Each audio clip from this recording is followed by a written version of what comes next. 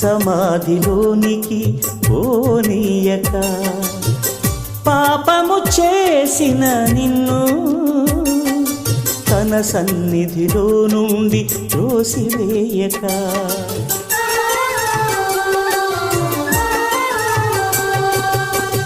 ఆజ్ఞను మీరిన నిన్ను సమాధిలోనికి పోనీయక పాపము చేసిన నిన్ను తన సన్నిధిలో నుండి త్రోసివేయక కరుణా కటాక్షము కిరీటముగా చేసి కరుణా కటాక్షము కిరీటముగా చేసి తను మరణించి నిన్ను బ్రతికించే మనసా తెలుసా